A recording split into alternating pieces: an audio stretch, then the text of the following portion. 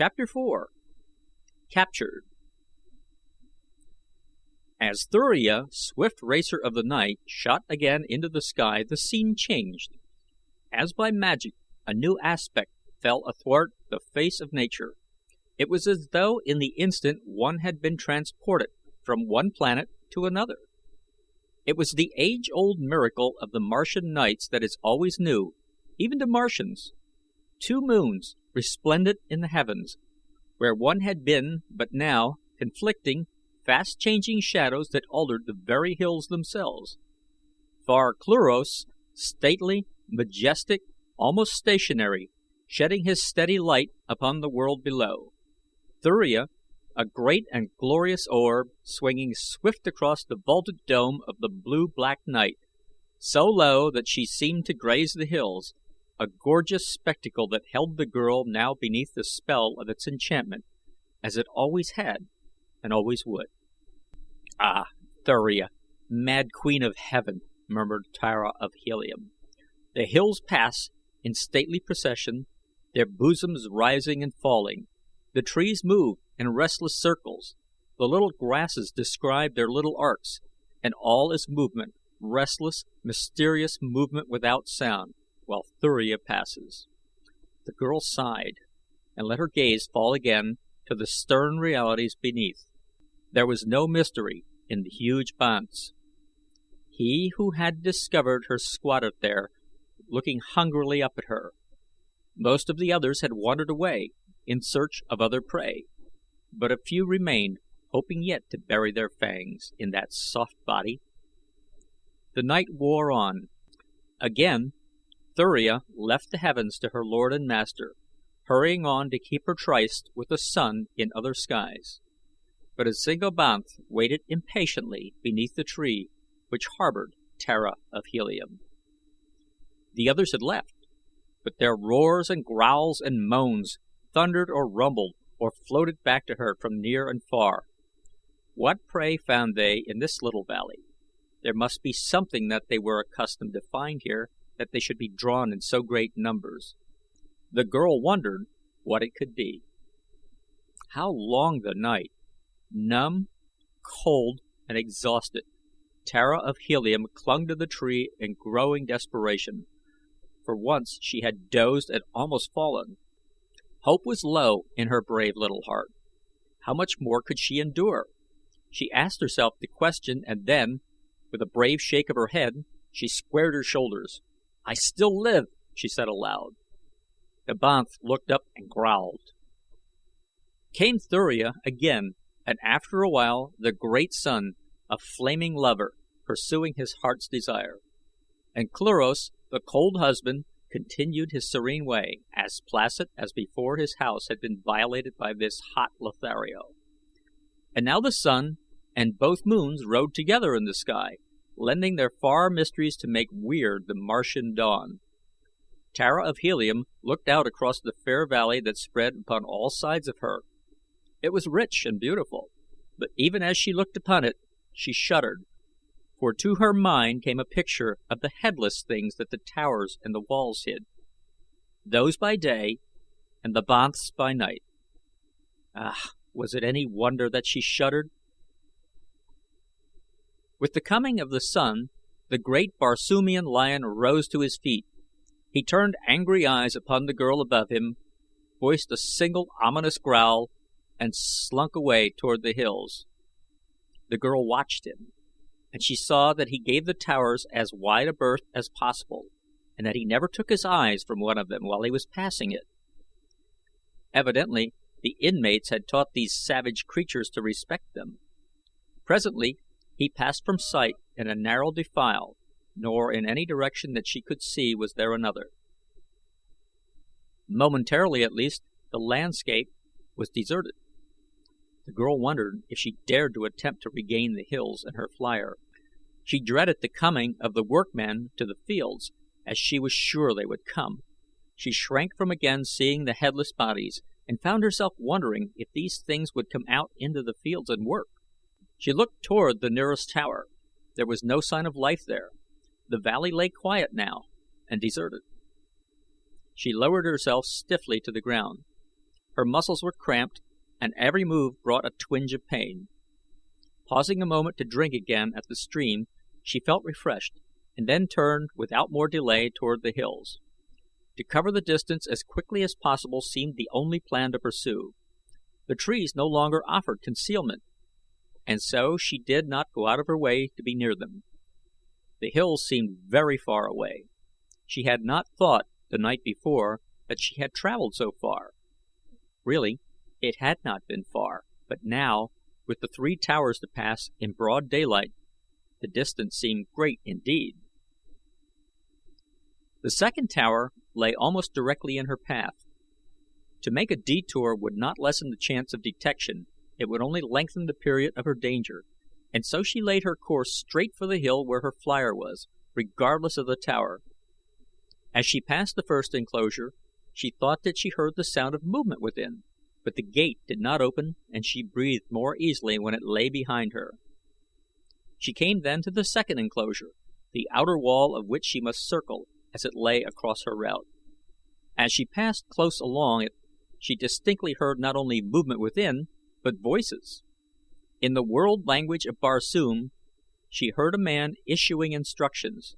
So many were to pick Usa, so many were to irrigate this field, so many to cultivate that, and so on, as a foreman laid out the day's work for his crew. Tara of Helium had just reached the gate in the outer wall. Without warning, it swung open toward her.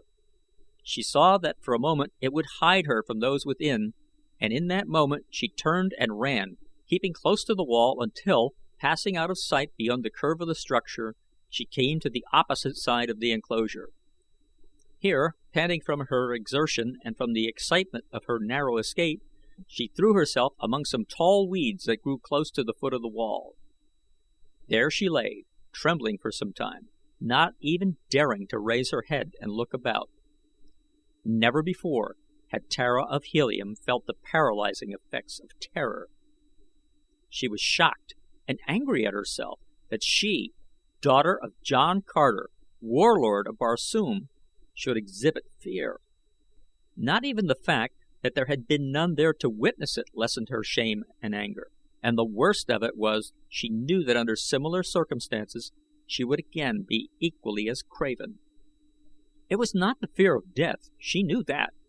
No, it was the thought of those headless bodies, and that she might see them, and that they might even touch her, lay hands upon her, seize her. She shuddered and trembled at the thought. After a while, she gained sufficient command of herself to raise her head and look about. To her horror, she discovered that everywhere she looked, she saw people working in the fields or preparing to do so. Workmen were coming from other towers. Little bands were passing to this field and that. There were even some already at work, within 30 adz of her, about 100 yards. There were 10, perhaps, in the party nearest her, both men and women, and all were beautiful of form and grotesque of face. So meager was their trappings that they were practically naked, a fact that was in no way remarkable among the tillers of the fields of Mars. Each wore the peculiar high leather collar that completely hid the neck, and each wore sufficient other leather to support a single sword and a pocket pouch. The leather was very old and worn, showing long, hard service, and was absolutely plain with the exception of a single device upon the left shoulder. The heads, however, were covered with ornaments of precious metals and jewels, so that little more than eyes, nose, and mouth were discernible. These were hideously inhuman, and yet grotesquely human at the same time. The eyes were far apart and protruding. The nose, scarce more than 2 small parallel slits, set vertically above a round hole that was the mouth. The heads were peculiarly repulsive, so much so that it seemed unbelievable to the girl that they formed an integral part of the beautiful bodies below them. So fascinated was Tara of Helium that she could scarce take her eyes from the strange creatures, a fact that was to prove her undoing, for in order that she might see them she was forced to expose a part of her own head, and presently To her consternation, she saw that one of the creatures had stopped his work and was staring directly at her.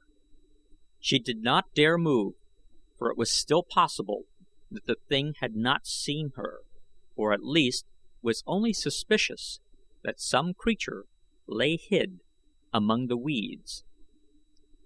If she could allay this suspicion by remaining motionless, the creature might believe that he had been mistaken and return to his work.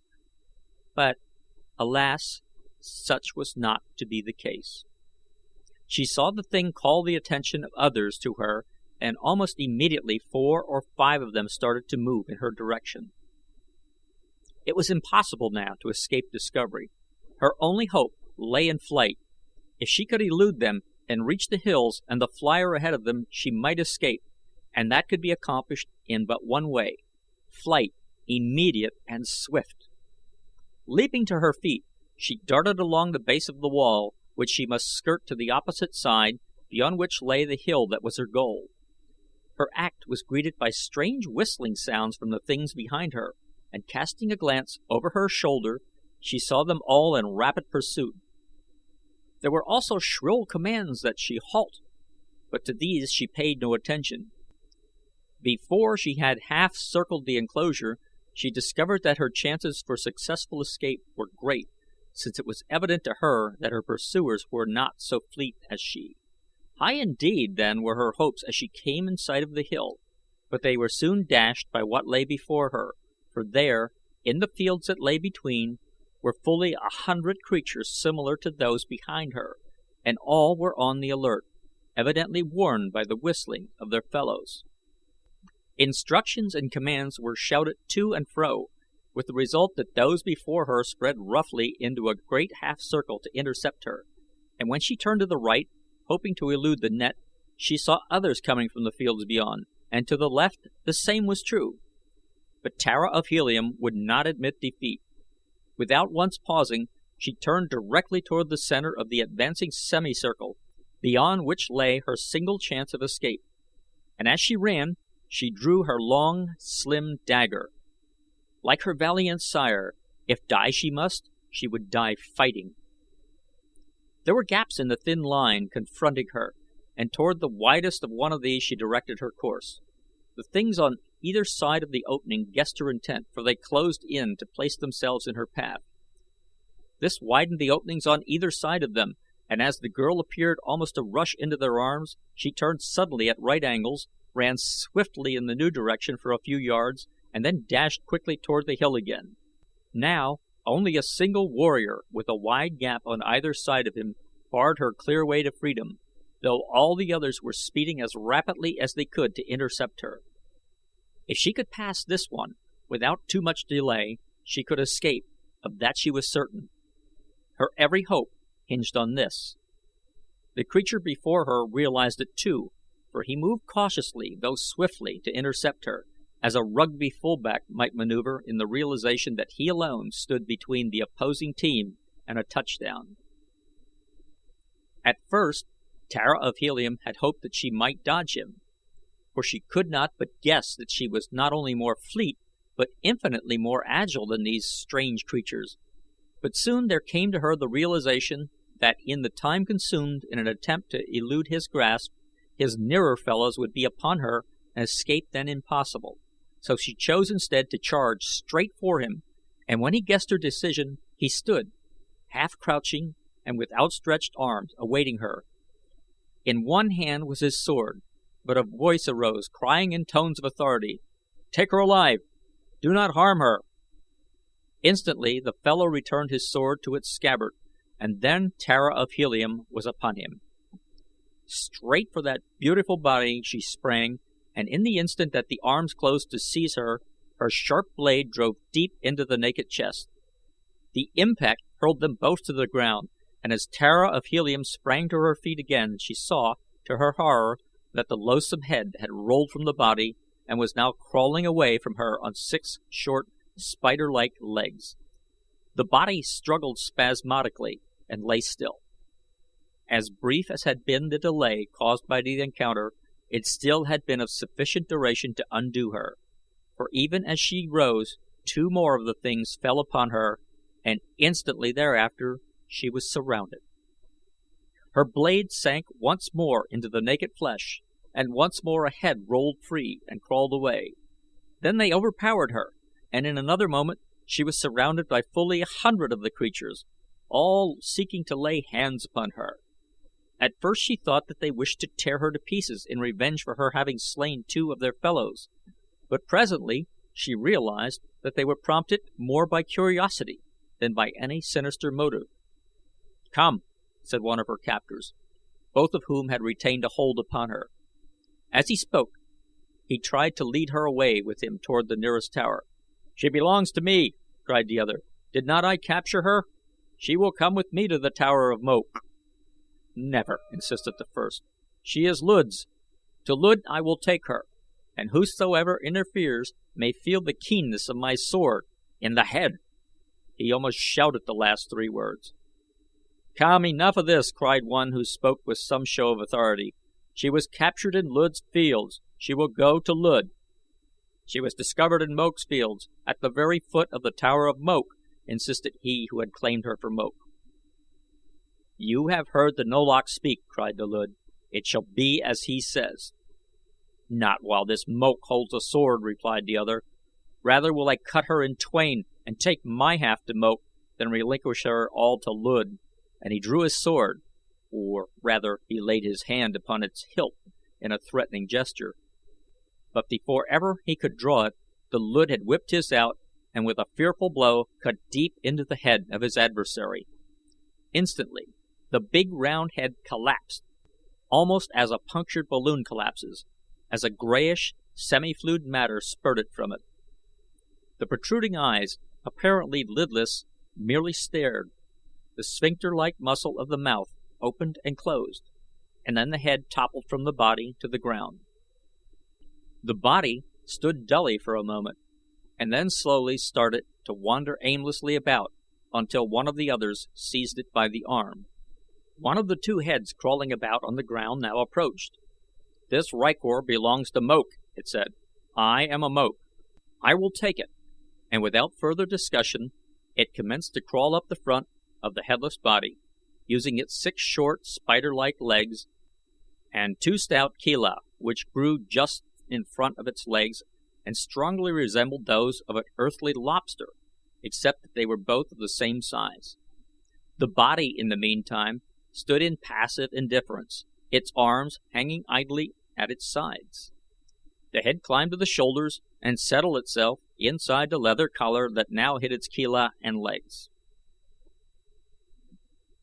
Almost immediately the body gave evidence of intelligent animation. It raised its hands and adjusted the collar more comfortably. It took the head between its palms and settled it in place, and when it moved around it did not wander aimlessly, but instead its steps were firm and to some purpose. The girl watched all these things in growing wonder, and presently, no other of the Moaks seeming inclined to dispute the right of the Luud to her, she was led off by her captor toward the nearest tower.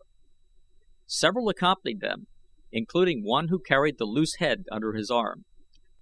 The head that was being carried conversed with the head upon the shoulders of the thing that carried it. Tara of Helium shivered. It was horrible. All that she had seen of these frightful creatures was horrible, and to be a prisoner, wholly in their power. Shadow of her first ancestor, what had she done to deserve so cruel a fate? At the wall enclosing the tower they paused, while one opened the gate, and then they passed within the enclosure, which, to the girl's horror, she found filled with headless bodies. The creature who carried the bodiless head now set its burden upon the ground, and the latter immediately crawled toward one of the bodies that was lying nearby. Some wandered stupidly to and fro, but this one lay still. It was a female. The head crawled to it and made its way to the shoulders, where it settled itself. At once the body sprang lightly erect. Another of those who had accompanied them from the fields approached with the harness and collar that had been taken from the dead body that the head had formerly topped. The new body now appropriated these and the hands deftly adjusted them. The creature was now as good as before Tara of Helium had struck down its former body with her slim blade, but there was a difference. Before, it had been male. Now, it was female. That, however, seemed to make no difference to the head. In fact, Tara of Helium had noticed during the scramble and the fight about her that sex differences seemed of little moment to her captors. Males and females had taken equal part in her pursuit. Both were identically harnessed, and both carried swords, and she had seen as many females as males draw their weapons at the moment that a quarrel between the two factions seemed imminent. The girl was given but brief opportunity for further observation of the pitiful creatures in the enclosure as her captor, after having directed the others to return to the fields, led her toward the tower, which they entered, passing into an apartment about 10 feet wide and 20 long, in one end of which was a stairway leading to an upper level, and in the other an opening to a similar stairway leading downward. The chamber, though on a level with the ground, was brilliantly lighted by windows in its inner wall, the light coming from a circular court in the center of the tower. The walls of this court appeared to be faced with what resembled glazed, white tile, and the whole interior of it was flooded with dazzling light, a fact which immediately explained to the girl the purpose of the glass prisms of which the domes were constructed. The stairways themselves were sufficient to cause remark, since in nearly all Barsoomian architecture inclined runways are utilized for purposes of communication between different levels, and especially is this true of the more ancient forms and of those of remote districts where fewer changes have come to alter the customs of antiquity. Down the stairway her captor led Tara of Helium, down and down through chambers still lighted from the brilliant wall. Occasionally they passed others going in the opposite direction, and these always stopped to examine the girl and ask questions of her captor. I know nothing but that she was found in the fields, and that I caught her after a fight in which she slew 2 rykors, and in which I slew a moke, and that I take her to Lud, to whom, of course, she belongs. If Lud wishes to question her, that is for Lud to do, not for me. Thus always he answered the curious. Presently they reached a room from which a circular tunnel led away from the tower, and into this the creature conducted her. The tunnel was some 7 feet in diameter, and flattened on the bottom to form a walk. For 100 feet from the tower it was lined with the same tile-like material of the light well, and amply illuminated by reflected light from that source. Beyond, it was faced with stone of various shapes and sizes, neatly cut and fitted together, a very fine mosaic, without a pattern. There were branches, too, and other tunnels which crossed this, and occasionally openings not more than a foot in diameter, these latter being usually close to the floor. Above each of these smaller openings was painted a different device, while upon the walls of the larger tunnels, at all intersections and points of convergence, hieroglyphics appeared. These the girl could not read, though she guessed that they were the names of the tunnels, or notices indicating that points to which they led. She tried to study some of them out, but there was not a character that was familiar to her, which seemed strange, since, while the written languages of the various nations of Barsoom differ, it still is true that they have many characters and words in common. She had tried to converse with her guard, but he had not seemed inclined to talk with her, and she finally desisted. She could not but note that he had offered her no indignities, nor had he been either unnecessarily rough or in any way cruel. The fact that she had slain 2 of the bodies with her dagger had apparently aroused no animosity or desire for revenge in the minds of the strange heads that surmounted the bodies, even those whose bodies had been killed. She did not try to understand it, since she could not approach the peculiar relationship between the heads and the bodies of these creatures from the basis of any past knowledge or experience of her own. So far, their treatment of her seemed to augur naught that might arouse her fears. Perhaps After all, she had been fortunate to fall into the hands of these strange people, who might not only protect her from harm, but even aid her in returning to Helium. That they were repulsive and uncanny she could not forget, but if they meant her no harm she could at least overlook their repulsiveness. Renewed hope aroused within her a spirit of greater cheerfulness, and it was almost blithely now that she moved at the side of her weird companion. She even caught herself humming a gay little tune that was then popular in Helium. The creature at her side turned its expressionless eyes upon her. "What is that noise that you are making?" it asked. "I was but humming an air," she replied. "Humming an air," he repeated. "I do not know what you mean, but do it again. I like it." This time she sang the words, while her companion listened intently. His face gave no indication of what was passing in that strange head. It was as devoid of expression as that of a spider. It reminded her of a spider.